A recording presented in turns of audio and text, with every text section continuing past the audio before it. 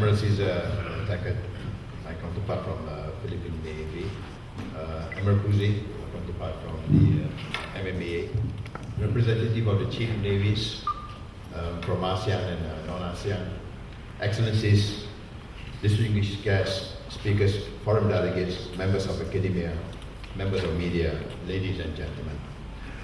Welcome and selamat datang to the 12th Annual Maritime Security and Coastal Surveillance Conference. First and foremost, I sincerely extend my appreciation to the conference organizer, IQPC, for giving me the honor to be the keynote speaker for this year's conference.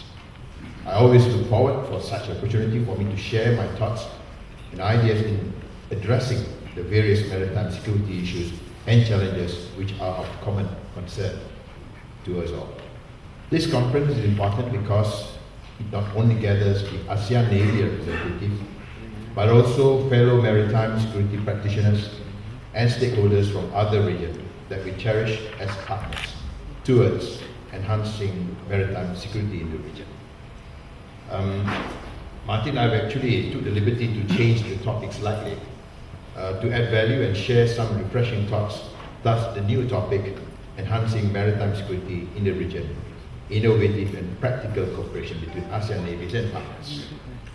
You would agree with me that we have in many forums heard and discussed on topics of cooperation and partnerships. However, I sometimes view them as rhetoric, and that we need to continue to revisit and remind ourselves that the threat and challenges are evolving, which require us to keep reappreciating the situation so as to be always aware, relevant, ready, and responsive. ASEAN has in recent years incrementally enhanced its cooperation with partner nations, and we have every expectation that this engagement will continue to grow. We believe that enhanced partnership and mutual respect will help to steer ASEAN and its partners towards maintaining the global peace, stability, and prosperity. I would like to reiterate that ASEAN Political Security Community Blueprint envisage ASEAN to be a rule-based community of shared values and norms, a cohesive, peaceful, stable, and resilient region with a shared responsibility for comprehensive security, as well as a dynamic and outlook-looking region in an increasingly integrated world. As such, it is pertinent that today's forum plays a significant role in charting and contributing and realizing the APSC blueprint. Ladies and gentlemen, in today's keynote address, I will be deliberating on 4 key questions I've shown in the slide here. What are the common and evolving maritime security challenges faced by the nation states in the region? Second, how do these challenges influence and impact the traditional roles of navies? What innovative opportunities are there for greater cooperation between ASEAN navies and partners? And beyond the customary cooperation activities, how can we innovate and expand our partnership with other stakeholders, especially those in the private sectors? I hope these are some of the questions that would be discussed throughout the conference for the next couple of days. Ladies and gentlemen, maritime security, despite its common usage, is not an easy term to define because it involves a wide range of concerns and challenges. The traditional reason for a country to develop its naval force is to have control of the sea, bordering the states, and the ability to protect its naval power where and when necessary to protect the state interest. In recent decades, however, the maritime security concerns have expanded greatly because of the emergence of new non-traditional threats and the radical change of maritime security environments. We are now facing multifaceted challenges from various aspects of maritime security, including the sea lines of communication or slots, maritime claims and disputes, the emergence of modern piracies, terrorism, militancy, new criminal activities, environmental issues, and disasters. More worrying is that this list is ever growing. The consequences of such threats is that it has serious social, economic, political, and human implications. The effect is not just impacting the peace and security of a nation, but also the region and even global peace and stability. Ladies and gentlemen, it is important for us to comprehend and make sense of the factors and elements that evoke such changes before we seek remedies to minimize and manage its implications. As you can see on the slide, there are just a few examples of the driving factors of change in the maritime security environment. In today's borderless world, we will be defeated by the opponent if we do not play the game as a team. Protecting one's own turf and power base will not help us in addressing these threats. We need to be more innovative in seeking creative ways and means to establish and sustain cooperation, whether within the states or between states and agencies. Effectively, what we need to do is actually breaking down silos in order for us to work together more effectively and efficiently. I will now briefly expound what these factors are and why it is necessary for us to be aware of them. Firstly, the impact of technologies. The fact that we have gathered here and the fact that we have got all the exhibitors here. I mean, you can see the advancement of technologies. And the primary causal factor responsible for these changes is to be found in this technological advancement of the recent decades. This includes in communications and also transportation, especially in this more globalized world. Maritime transportation and communications are the key elements of this phenomenon and has led to the creation of global supply chain that continually grow in size and importance. The importance of securing the global supply chain is obviously a matter of great international concern. The way we conduct our business and the way we communicate has also changed exponentially due to technological advancements. Secondly, increasing number of non-state actors in the dynamic of international relations has also created new challenges to maritime security, and this includes, but is not limited to, terrorist groups, maritime criminals, pirates, and militants. This myriad of threats has created uncertainties and compounded both governments and maritime community fears that the global supply chain through maritime trades and transportation could be disrupted. Thirdly is on interdependency. We need to cast out the denial syndrome that it will not happen to our country. Rest be assured that problems are often contagious and transboundary in nature. An issue that occurs in one country can just quickly become bilateral, regional, or global concerns. The recent Rohingya refugee crisis, for example, tested the cooperation, security, and humanitarian efforts of countries in the ASEAN region. Bearing in mind the interdependent nature of ASEAN countries and its vulnerability to escalation, the only way to address these challenges would be through close collaboration. And fourthly, the effect of climate change. The region has in recent years been badly affected by natural disasters, either from sea or by unpredictable mood swings of Mother Nature, both leaving a trail of devastation along their path. The risk of such disaster is likely to increase due to global warming and disproportionate human activities and urbanization. This was evident in many instances, including the tsunami in 2004 and the Typhoon Haiyan in 2013. And as for Malaysia last year, where we had an unprecedented flood-devastated floodline, a northern state of Peninsular Malaysia. My Minister of Defence just last night announced that for this year's, in preparation for the flood season, or should I say, we have already prepared over 28,000 military personnel to be ready to provide flood relief operations if and when needed. Such disasters and calamities have increased, and the need for navies and armed forces to be responsive and to address national and regional crises.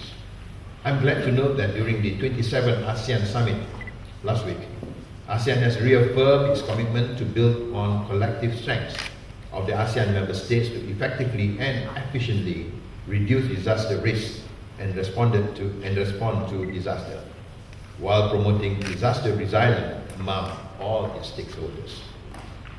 Ladies and gentlemen, despite all these changes, we should be grateful that today the strength of ASEAN relationship was revealed for all to see. In support of this, we shall not look at the sea as an obstacle, but rather as an opportunity, particularly to further strengthen existing cooperation and fellowship among ASEAN countries and our international partners.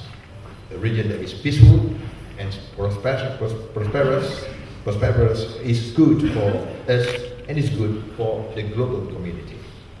On the same note, the ASEAN navies need to further enhance our role in upholding the maritime security in the region. At the same time, intensify our working relationship together with our ASEAN partner nations. In my opinion, there are 4 important elements that would enhance the role of ASEAN navies and partners in maritime security. Firstly, this atmosphere of trust and mutual confidence. In the ever-changing and dynamic architecture of maritime security, it is important to preserve the atmosphere of trust and mutual confidence among the navies to facilitate close cooperations against emerging non-traditional threats. In the case of South China Sea disputes, the RMN shares the concern expressed by some leaders on the increased presence of military assets and possibility of further militarization of outposts in the South China Sea. In response to this, Malaysia will continue to engage countries including China and the US to resolve all issues in a professional manner. We will continue our quiet diplomacy, which translates to non-confrontational approach, by using diplomacy as a channel to resolve complex issues in these maritime areas. At the same time, we urge that consultations be intensified to ensure that expeditious establishment of an effective Code of Conduct, or COC. Besides COC, I am in the view that this Code of Unplanned Encounters at Seas, or CUES, which has been adopted in the Western Pacific Naval Symposium in Qingdao, China, last year, must also be thoroughly exercised in these areas. It serves as a very important agreement in preventing miscalculations at sea. In fact, CUES should also be expanded to other maritime agencies, especially Coast Guards. Secondly, enhance interoperability through action-oriented and practical cooperation. The continuing relevance of the ASEAN Way, which emphasizes on consensus building, has been recognized. But there is always room for us in moving forward for greater partnership.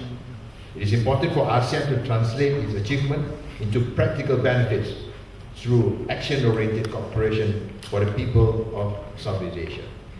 The initiatives in driving these practical activities shall continue to be explored and must address the most pressing maritime security issues from time to time.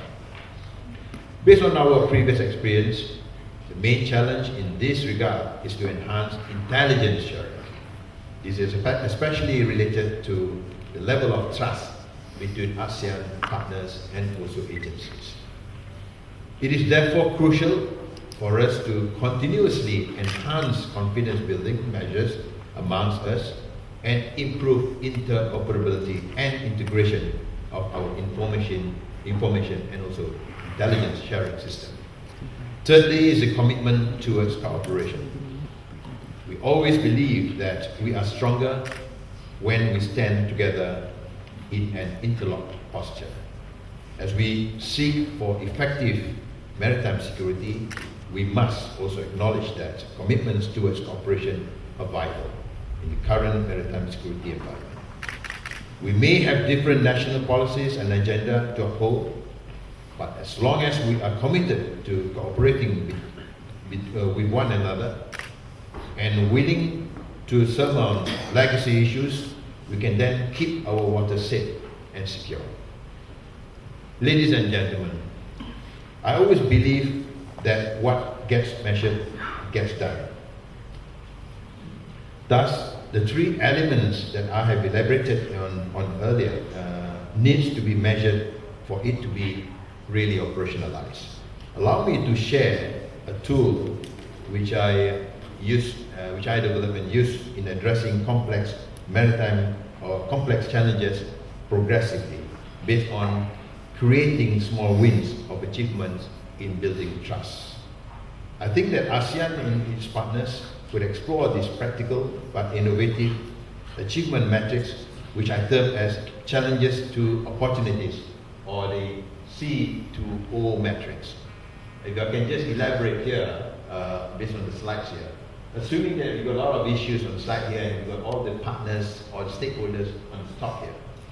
At start, when everybody have got problem on everything, you see everything red. Assuming that we have three colors, the traffic light, red, orange, or yellow, and green. Red means no go, big problem. Yellow, something has been, in some kind of a state where you're improving. And obviously green, that is a go ahead. And if you can build this over time and address what is the common concern and agreed, and that everybody will actually appreciate and support, this will allow the confident building effort.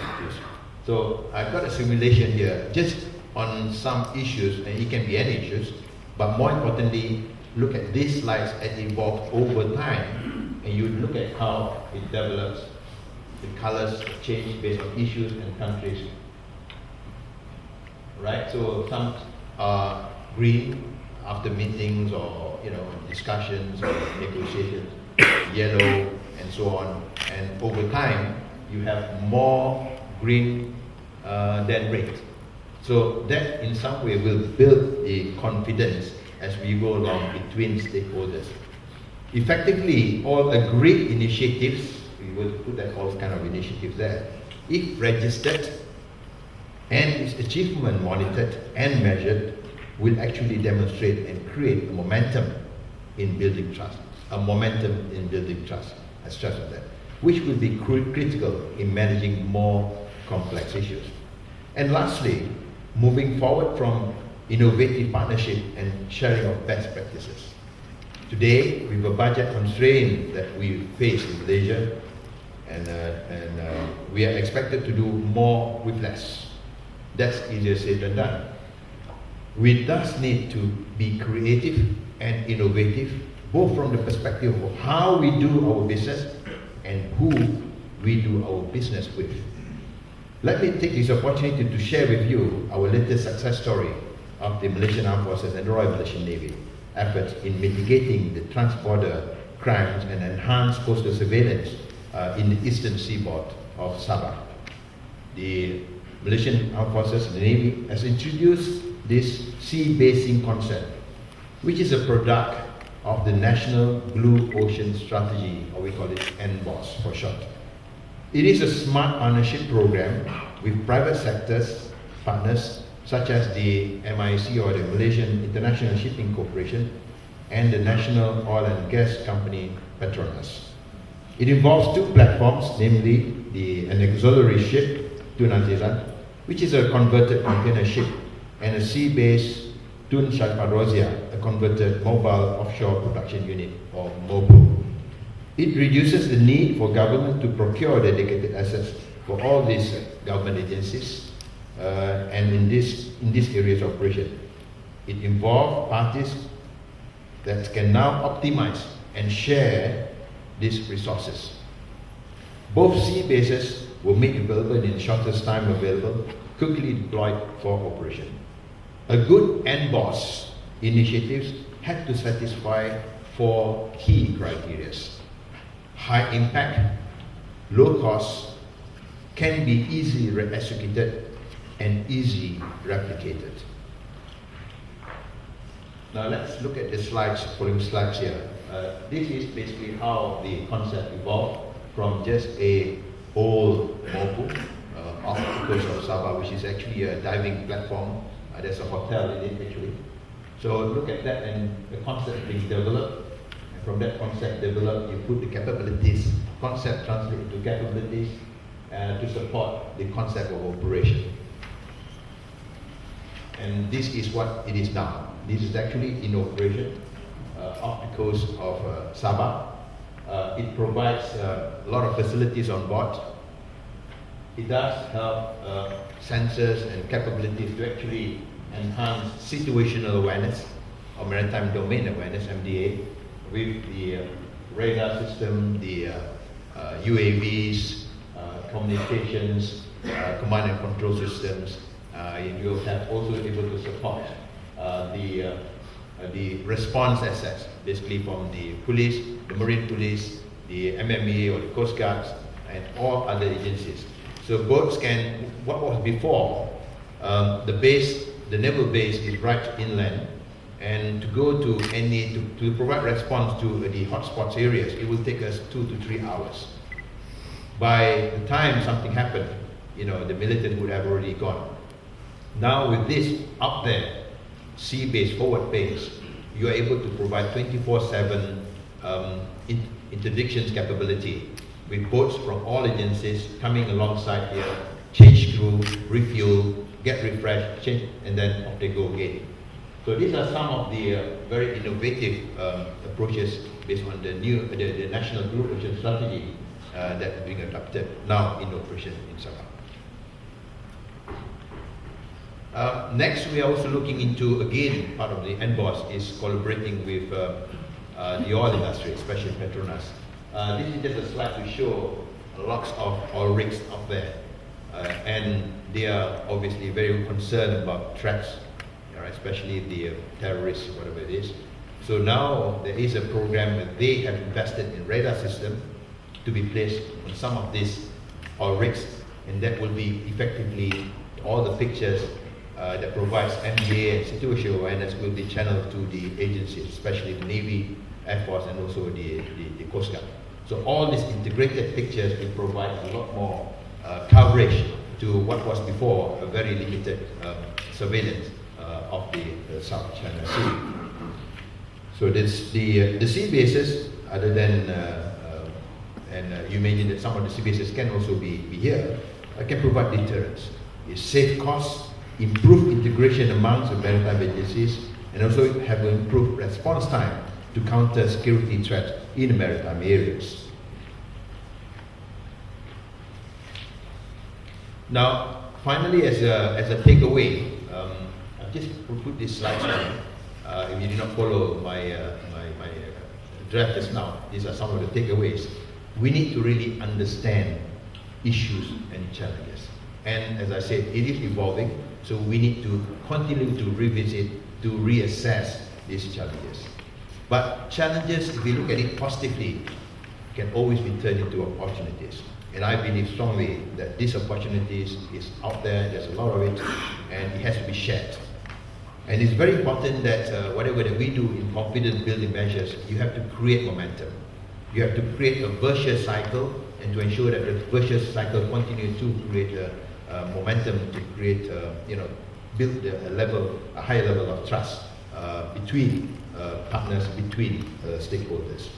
And anything that we do, especially when we talk about challenges in terms of budget, we need to be more creative and innovative in whatever that we do.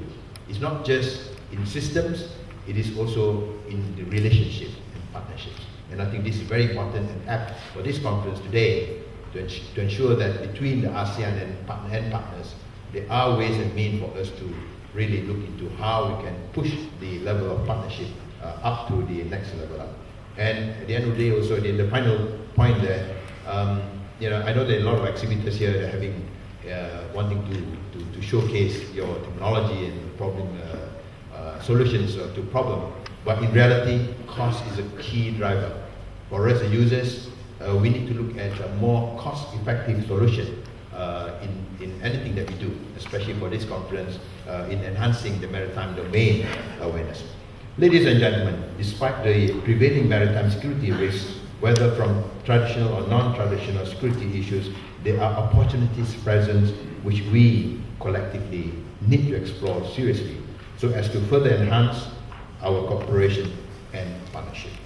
Opportunities are endless. In this sense, forums like this affords all stakeholders not only to voice their concerns, but also to share their thoughts towards driving and placing demands on each other to seek innovative, creative, and most importantly, effective and promising collaboration and partnership for the 21st century and beyond.